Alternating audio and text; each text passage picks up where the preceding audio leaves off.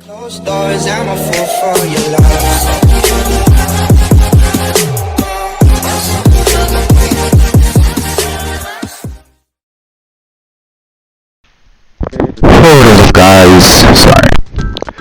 Hey, what is up guys, it's your boy Xavier, back at it again with another video.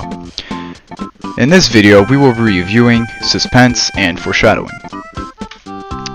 In this tutorial, I will include an explanation of both literary devices, the different elements of both literary devices, and details, a demonstration on how both devices are best used in, examples of both devices, tips and tricks, and how to recognize suspense and foreshadowing. What is foreshadowing, you may ask? Foreshadowing is a literary device used to give the reader a hint to what is coming in the future of the story. Foreshadowing is often used at the beginning of a story or chapter, and it helps the reader have an idea to what to expect in the upcoming events. A writer may implement foreshadowing in many different ways.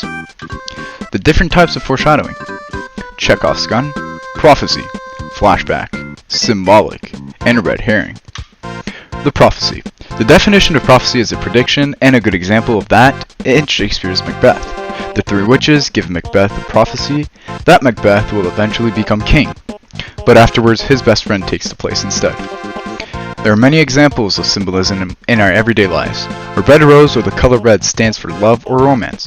Black is a symbol that represents evil or death. And in a novel, to tell the reader, they could make a sudden change to the weather. This change often foreshadows the change of a character's mood. Red herring. This is a diversionary tactic that avoids the key issues, often by avoiding opposing arguments rather than addressing them.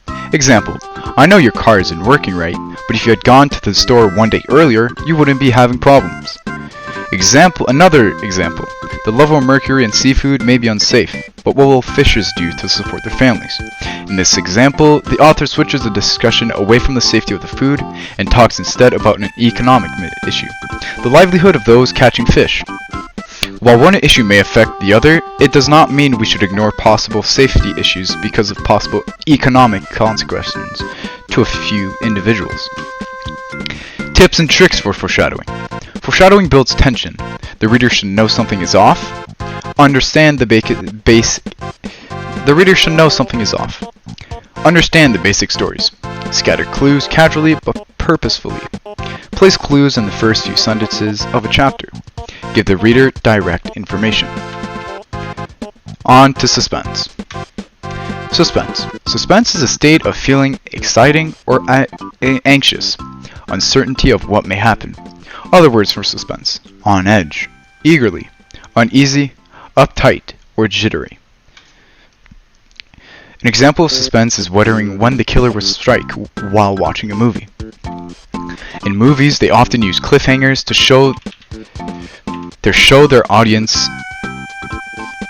make sure their audience feels suspense and over what is going to happen next. The key elements to suspense: conflict, pacing, red herring, atmosphere, and high stakes.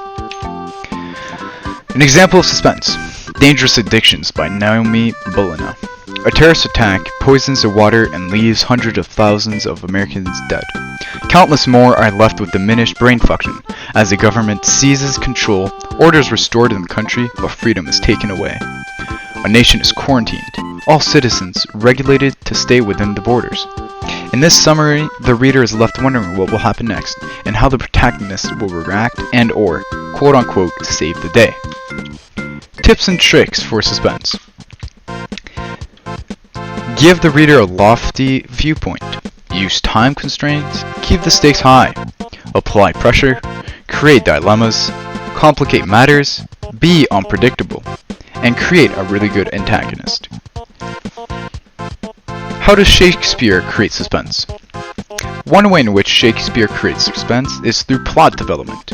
However, Shakespeare is able to create suspense by concealing the exact events that lead to Romeo and Juliet's death, and incorporating various elements and situations that each play an integral role in Romeo's and Juliet's final decision. What does foreshadowing and suspense create? Foreshadowing adds dramatic tension to a story by building anticipation about what may happen next. Authors use foreshadowing to create suspense, or to convey information that helps readers understand what comes further in the story. Suspense and foreshadowing. These two literary devices are great for each other. With foreshadowing comes suspense, but it doesn't always work the other way around. For example, in Ratatouille, we see the flashback to when Anton Ego was a child eating his childhood meal. It clicks and makes sense to him. That's where you get your information. As well as the suspense, because in the movie he is about to judge a meal, which creates a lot of suspense. Well guys, that's the end of our episode. I hope you enjoyed, and please make sure to subscribe and buy my G Fuel.